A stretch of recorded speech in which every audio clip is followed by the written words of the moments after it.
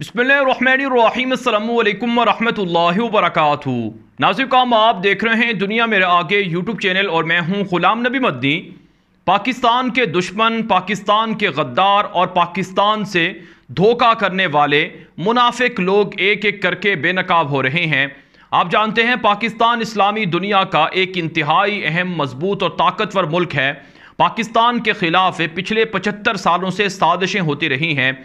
आप जानते हैं पाकिस्तान ने दुनिया के अंदर, इस्लामी दुनिया के बहुत से मसाइल के हल के लिए कलीदी किरदार अदा किया है और पाकिस्तान सफ़े अव्वल में हमेशा खड़ा नज़र आता है।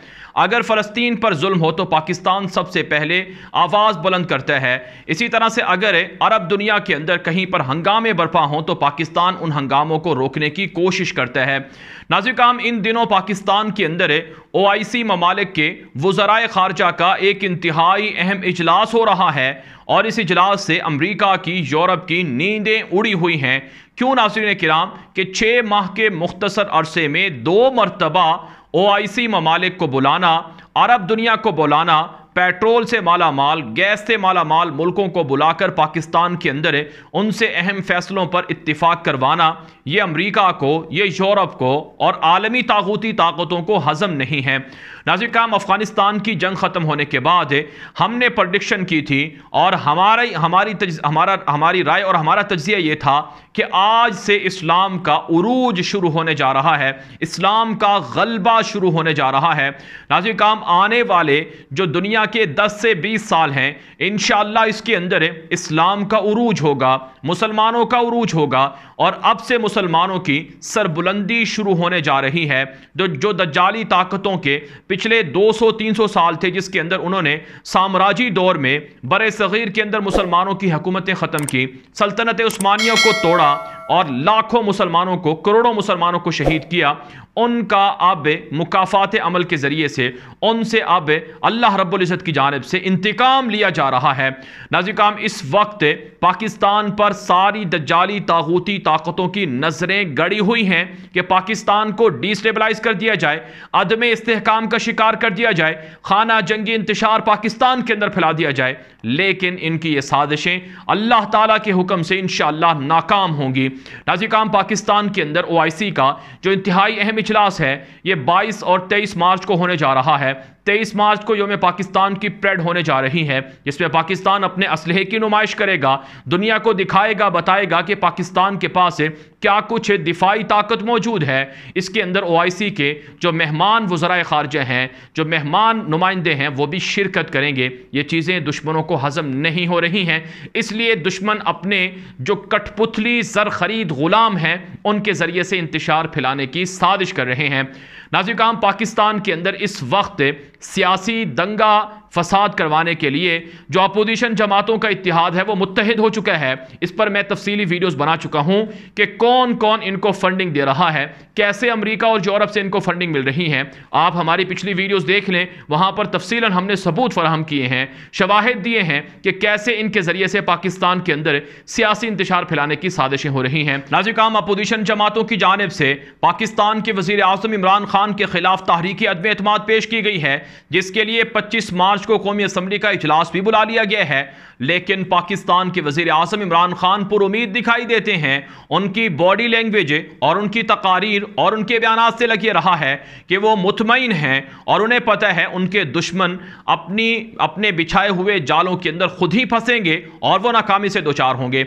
नाज़रीन, सियासी तौर पर इमरान खान से इख्तलाफ किया जा सकता है, उनकी पॉलिसियों पर तनकीद की जा सकती है और उनके किए गए वादों के अदम इफ़ा पर उनसे पूछ हो सकती है। लेकिन नाज़रीन, वो वज़ीर आज़म और वो हुक्मरान जो अमेरिका को एब्सोल्युटली नॉट कहता है, जो अमेरिका को अपनी सलामती और अपनी खारजा पॉलिसी में दखल अंदाजी से रोकता है, जो पाकिस्तान की सरबुलंदी के लिए अक़वाम मुत्तहिदा के अंदर भारत को नंगा करता है, जो कश्मीर की आज़ादी के लिए मोदी हिंदू तवा को नाज़ी और हिटलर साबित करके दुनिया को बताता है कि कैसे भारत के अंदर सबसे ज़्यादा इंसानियत पर जुल्म हो रहा है, वो नाज़रीन वज़ीर आज़म जो अफ़गानिस्तान के मज़लूम लोगों की हिमायत में सबसे से सफ़े अव्वल का रोल प्ले कर रहा है, जिसने अफगानिस्तान के लिए OIC ममालिक का एक इंतहाई अहम इजलास बुलाया, जो अफगानिस्तान के अंदर तालिबान हुकूमत आने के चंद महीनों के बाद बुलाया गया, जिसके अंदर दुनिया के 90 मुल्कों ने शिरकत की। तालिबान को कहा कि हम आपके साथ चलेंगे। पाकिस्तान के वजीर आजम ने अपने ट्विटर अकाउंट से, अपने बयानात से, टीवी इंटरव्यू से दुनिया को बताया कि तालिबान को तस्लीम किया जाए, अफगानिस्तान के अंदर मसाइल ना खड़े किए जाएं, अफगानिस्तान को मजीद जंगों के अंदर ना उलझाया जाए। नाज़िकाम, ये चीज़ें अमेरिका को, दुश्मनों को हजम नहीं हैं और अब दुश्मन एक एक करके बेनकाब हो रहे हैं, गद्दार एक एक करके बेनकाब हो रहे हैं, नंगे हो रहे हैं। बिलावल भुट्टो नाज़िकाम, जो बेनज़ीर का बेटा है, जरदारी का बेटा है और जुल्फ़िकार भुट्टो का नवासा है, ये बयान देता है कि पाकिस्तान के अंदर OIC का इजलास नहीं होने दिया जाएगा। अगर इमरान खान ने इस्तीफा ना दिया तो हम OIC का इजलास नहीं होने देंगे। और हम देखते हैं कि आपका OIC कॉन्फ्रेंस कैसे होता है, और हम देखते हैं कि आपका OIC कॉन्फ्रेंस कैसे होता है।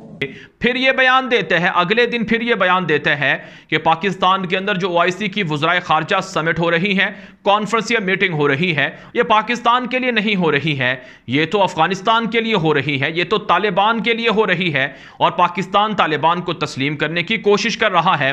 वज़ीर आज़म इमरान खान तालिबान का फॉरेन मिनिस्टर बना हुआ है, एम्बेसडर बना हुआ है और तालिबान के लिए फैसले कर रहा है। ये अफगानिस्तान पे हो रहा है, ये तालिबान के लिए हो रहा है। अब पाकिस्तान के वजीर आजम की हैसियत नहीं, तालिबान के फॉरेन मिनिस्टर की हैसियत से ये OIC कॉन्फ्रेंस बुला रहे हैं। नाज़िकाम, ये गुफ्तगू बिलावल भुट्टो ने की है और नाज़िकाम ये गुफ्तगू बिलावल भुट्टो की है। इससे आप अंदाज़ा लगा सकते हैं कि कैसे पाकिस्तान के अंदर है, जो सियासी पाकिस्तान के अंदर अपने आप को सियासतदान कहते हैं, वो कैसे अमेरिका की ज़ुबान बोलते हैं। नाज़िकाम, यही जरदारी का बेटा बिलावल है जो जुलाई 2021 में अमेरिका का दौरा करता है और अमेरिका के अंदर है, जो अमेरिका के CIA के, पेंटागन के जो ऑफिशियल्स हैं उनसे मुलाकातें करता है और उनसे पैसे मांगते हैं कि अगर आप हमें हुकूमत पाकिस्तान के अंदर दिलवा देते हैं तो फिर हम आपके मंसूबे पूरे करेंगे, हम तालिबान को तस्लीम नहीं करेंगे, तालिबान के खिलाफ पाकिस्तान की सरजमीन इस्तेमाल करने की इजाज़त देंगे, ड्रोन हमलों की इजाज़त देंगे और पाकिस्तान अफगानिस्तान के खिलाफ हर तरह से काम, अब अमेरिका अफगानिस्तान के खिलाफ पाकिस्तान से हर तरह का काम कर सकता है। ये मीटिंग बिलावल भुट्टो की जुलाई 2021 में हो चुकी है, अभी 1 साल भी नहीं हुआ है और खबरें ये हैं कि अभी आने वाले 2 से 3 माह के अंदर इसका एक और ट्रिप अमेरिका का शेड्यूल है। और नाज़िकाम, मैं सबूतों के साथ बता चुका हूं कि कैसे अमेरिका ने जो डेमोक्रेसी के नाम से जो समिट करवाया और उसके बाद जो अमेरिका की जो फंड मुहैया करने वाली एजेंसी है वो किस तरह से पाकिस्तान के अंदर 80 लाख से ज़ायद डॉलर जो सियासतदान हैं उनको दे चुकी है। नाज़िकाम, बिलावल भुट्टो के इस बयान से बात वाज़े हो गई है कि असल हदफ इमरान खान की हुकूमत का खात्मा नहीं है, असल हदफ तहरीक इंसाफ को इक़्तिदार से अलग करना नहीं है, असल हदफ ये है कि अमेरिका के, यूरोप के खुफिया मंसूबों को पाया तकमील तक पहुंचाया जाए। असल हदफ ये है कि पाकिस्तान क्यों तालिबान की मदद कर रहा है, पाकिस्तान और अफगानिस्तान एक क्यों हो रहे हैं, दोनों मुल्कों में इस्तेहकाम क्यों आ रहा है, पाकिस्तान के अंदर तरक्याती मंसूबे क्यों जारी हैं, CPEC क्यों पाया तकमील तक पहुंच रहा है, CPEC में तालिबान शामिल क्यों हो रहे हैं। यहां पर मैं आपको एक और बड़ी खबर देने जा रहा हूं। खबर यह है कि पाकिस्तान के गवादर पोर्ट से अफगानिस्तान ने तिजारत शुरू करने का ऐलान कर दिया है। नाज़िकाम, ये बड़ी खबर है, इंतहाई अहम खबर है कि अफगानिस्तान की तालिबान की इस्लामी इमारत ने पाकिस्तान की गवादर पोर्ट से अफगानिस्तान की तिजारत का अमलन आगाज कर दिया है और पाकिस्तान के CPEC मंसूबे भी अफगानिस्तान तक जाने वाले हैं। CPEC के अंदर तालिबान शामिल हो रहे हैं। जो पाकिस्तान का वाखान कॉरिडोर है, शुमाल के अंदर है, जो अफगानिस्तान का वाखान का इलाका है, वहां से सेंट्रल एशिया तक जो CPEC जाने वाला है, CPEC के रूट जाने वाले हैं, उसके लिए भी तालिबान ने रजामंदी जाहिर कर दी है। तापी पाइपलाइन गैस मंसूबा मुकम्मल होने जा रहा है। पाकिस्तान के अंदर तवानाई की ज़रूरियात पूरी होने जा रही हैं, गैस पेट्रोल की किल्लत पूरी होने जा रही है और पाकिस्तान के सूबा बलूचिस्तान के अंदर सोने के ज़खायर तलाश करने के लिए रेकोडेक का मामला हल कर लिया गया है। नया मुआहिदा हो गया है, 10 अरब डॉलर की इन्वेस्टमेंट आ रही है, जिससे पाकिस्तान के सूबा बलूचिस्तान के अंदर सोने के ज़खायर को तलाश करके सोना निकाला जाएगा, तांबा निकाला जाएगा, मादनियात निकाली जाएंगी और अगले मरहले में पाकिस्तान के बलूचिस्तान के अंदर जो अल्लाह ताला की दी हुई नेमतें हैं, जिसमें नाज़रीन किराम नाम पेट्रोल है, गैस है और दीगर मादनियात हैं, उनको भी निकाला जाएगा। यूं नाज़रीन किराम आने वाले पाकिस्तान के जो 5 से 8 साल हैं, 10 साल हैं, ये पाकिस्तान की किस्मत बदलने के साल हैं। नाज़रीन किराम पाकिस्तान चाइना के साथ शराकत दारी करके, पाकिस्तान रूस के साथ शराकत दारी करके, पाकिस्तान अरब दुनिया के साथ शराकत दारी करके किस्मत बदलने जा रहा है पाकिस्तान की। और नाज़रीन किराम पाकिस्तान के मजबूत होने का मतलब यह है कि पाकिस्तान इस्लामी दुनिया का मरकजी लीडर बनेगा, क्योंकि पाकिस्तान के पास एटमी टेक्नोलॉजी है, पाकिस्तान के पास दुनिया की बेहतरीन फौज है, दुनिया के बेहतरीन हथियार हैं। नाज़रीन किराम ये वो सारी चीज़ें हैं जो दुश्मनों को हजम नहीं हो रही हैं। पाकिस्तान और अफगान तालिबान की बाहमी दोस्ती को तोड़ने के लिए अमरीका ने अरबों डॉलर खर्च किए हैं। जी हाँ नाज़रीन किराम, अरबों डॉलर खर्च किए हैं। अमरीका ने पाकिस्तान के अंदर जो अपने एजेंट्स हैं उनको मुतहर्रिक किया है कि किसी ना किसी तरीके से पाकिस्तान और तालिबान में लड़ाई करवा दी जाए। आप जानते हैं जो पाकिस्तान अफगानिस्तान इंटरनेशनल बॉर्डर है, जिसे ड्यूरन लाइन भी कहा जाता है, इस बॉर्डर पर इश्तियाल अंगेजी के लिए अमरीका ने फंडिंग की है भारत को, और भारत ने किराए के कातिल खरीदे हैं जो टीटीपी की शक्ल में, बीएलए के शक्ल में, बीएलएफ की शक्ल में पाकिस्तान की फौज पर हमलावर हुए हैं। क्या समझते हैं आप कि पाकिस्तान और अफगानिस्तान के दरमियान जो बॉर्डर पर लड़ाई होती रही, जो बाढ़ उखाड़ने के मसले आते रहे, ये कोई इत्तिफाकी मसले थे? इत्तिफाकी नहीं थे, बल्कि प्लांटेड थे। तालिबान और पाकिस्तान में दरारें डालने के लिए दुश्मन एड़ी चोटी का जोर लगा रहा है, यहां तक कि ईरान को इस्तेमाल किया जा रहा है, भारत को इस्तेमाल किया जा रहा है।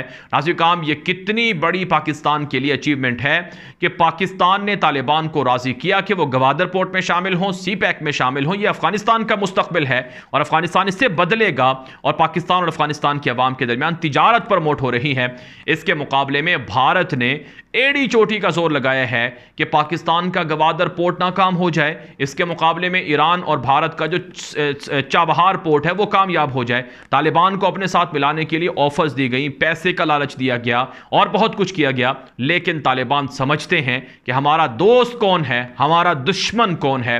अफगान तालिबान को पता है कि भारत ने किस तरह से अफगानिस्तान के अंदर साजिशें करके खून खराबा किया है, और भारत अब भी किस तरह से तालिबान को डिस्टेबलाइज करने की साजिश कर रहा है। यही वजह है तालिबान के अब तक भारत के साथ रस्मी सफारती ताल्लुकात कायम नहीं हुए हैं, जबकि पाकिस्तान दुनिया का वो वाहिद मुल्क है जो सबसे पहले अफगानिस्तान की इमारत इस्लामी के साथ ताल्लुकात शुरू किए हुए हैं। नाज़रीन किराम एक और खबर यह है कि अब अगले महीने में, अप्रैल के महीने में चाइना में एक इंतहाई अहम इजलास होने जा रहा है।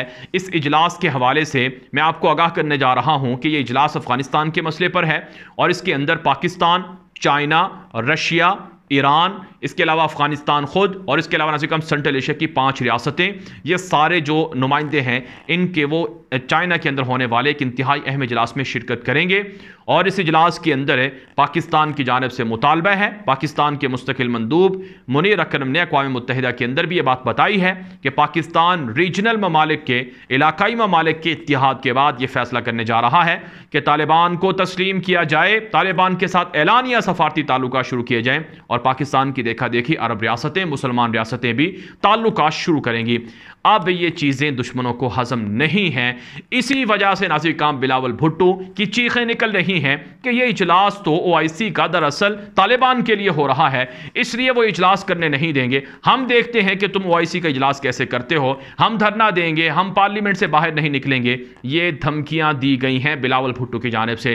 नाज़रीन किराम क्या गाफिल कौम अब भी नहीं समझेगी, अब भी नहीं जागेगी? क्या अब भी वो अंधी और गूंगी और बहरी बनी रहेगी? उन्हें समझ लेना चाहिए कि दुश्मन कौन है। नाज़रीन किराम बिलावल भुट्टो ने अपने ताज़ा बयान के अंदर यह बात भी कही है कि इमरान खान तो फॉरेन फंडेड एजेंट है, और यह पाकिस्तान की खारजा पॉलिसी को तबाह करने के लिए लाया गया है, और यह पाकिस्तान की मुख्तलिफ मुल्कों के साथ ताल्लुकात को ख़राब करने के लिए लाया गया है।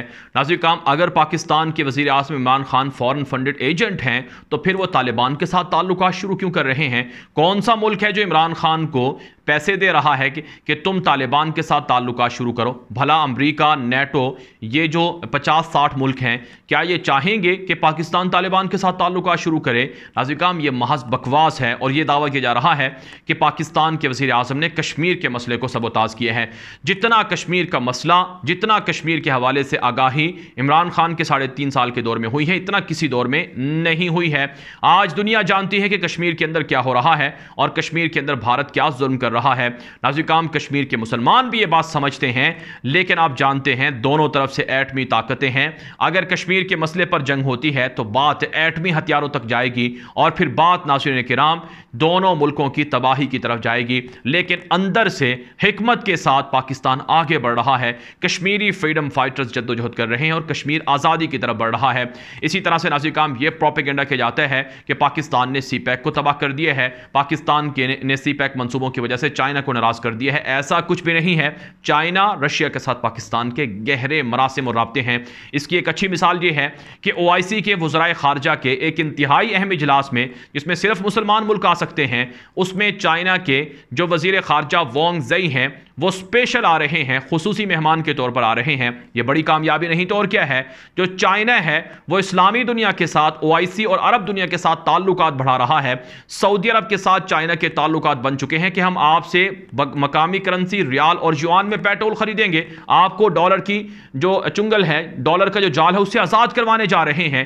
ये चीज़ें दुश्मनों को हजम नहीं है। अब आप खुद समझ लें कि चाइना, रशिया और मशरकी ब्लॉक में कौन शामिल है, मगरबी ब्लॉक में कौन शामिल है। पाकिस्तान के अंदर अपोजिशन जमातें मगरबी ब्लॉक में शामिल हैं। अमेरिका के कठपुतली हैं, ज़र खरीद हैं, गुलाम हैं और वतन अजीज़ की सलामती को नुकसान पहुंचाने और उसे तबाह करने के लिए एड़ी चोटी का जोर लगा रहे हैं। लिहाजा नाज़रीन किराम, पाकिस्तान की आवाम को यह हक़ाइक़ समझ कर ये बातें तय करना चाहिए कि पाकिस्तान का मुस्तक़बिल किसकी तरफ जा रहा है और पाकिस्तान का दुश्मन कौन है, पाकिस्तान का दोस्त कौन है। इसलिए नाज़रीन किराम, हक का साथ देना चाहिए, सच का साथ देना चाहिए, झूठ का, करप्शन का, बददियानती का साथ नहीं देना चाहिए। निफाक का पर्दा उतार देना चाहिए, मुनाफकत को छोड़ देना चाहिए और सही तरह से चाहे कोई भी ठीक करे, चाहे कोई भी अच्छा काम करे, उसे सराहना चाहिए। इसलिए नाज़रीन किराम, अपने आप को तासुब से और जो कौम परस्ती है उससे निकालिए और नज़रियाती तौर पर जो अकीदत का खोल है उससे बाहर निकलिए और सच को सच कहिए और झूठ को झूठ कहिए। अब तक के लिए इतना ही इजाज़त दीजिए। अस्सलामु अलैकुम वरहमतुल्लाहि वबरकातुहू।